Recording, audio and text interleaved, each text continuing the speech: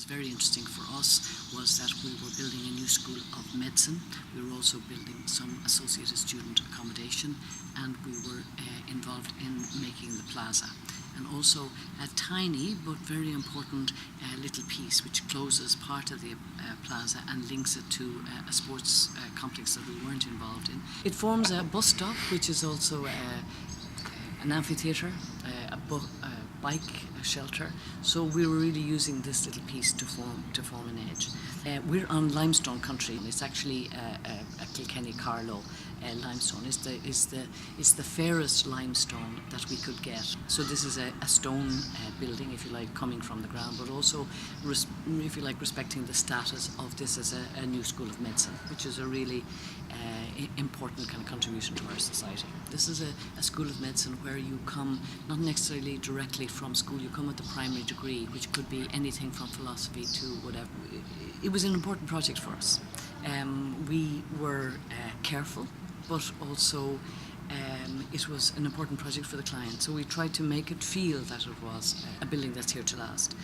The economy, I suppose, comes in terms of how you actually plan a building and how we made it a rectangle.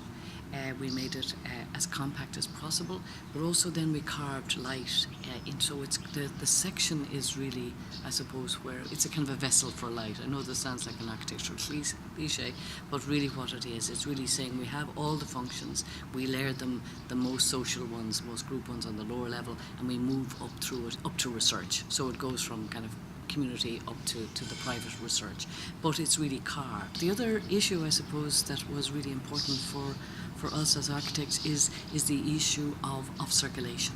That the lifts are very deep in the plan, so we're trying to encourage people to take that the staircase is the socializing element of the project, that you actually arrive into the space and the staircase greets you.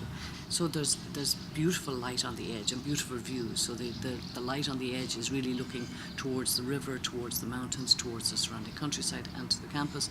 But then inside that we bring light down deep into the plan. And what we found in this one is the exposed repeated structure. I mean, the light on those triangular and on the beams as we carve in, that light bounces. Light is one of the materials of architects.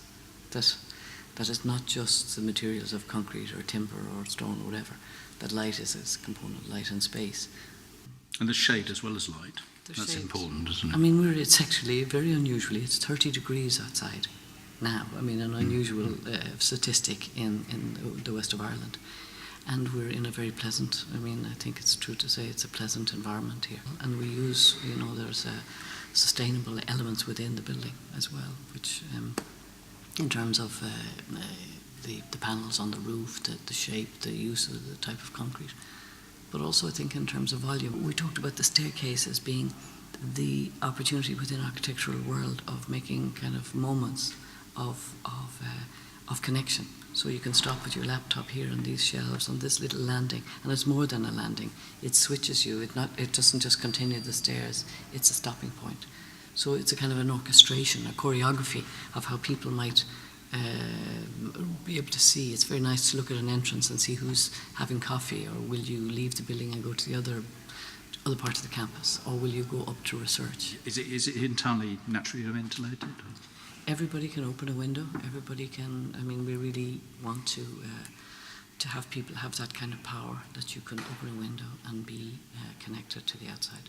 We were asked to design housing for the students related to the medical school. There were 100 students to be accommodated, and our choice was to make 3 distinct houses. The way the student accommodation is organised is that all the common rooms or the shared rooms, the living, dining areas are facing onto the plaza, and all the sleeping rooms are facing away in the quieter to the east. I mean, all the architects in our office really are very skilled in making models, and that as decisions are being made about buildings, aspects of the projects are made in models, or all of the buildings are made in models, and decisions then at a smaller detail, pushing and pulling surface can be made in 3D, in the physical, both in computer renderings, but really the physical model. There's nothing like the physical model to be able to help make decisions on quality of light, quality of surface.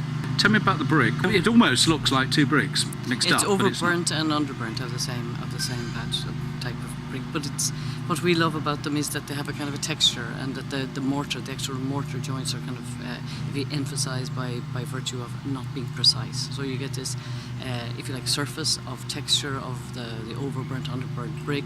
Then you get the recesses, double scale recesses of the windows, giving another kind of composition.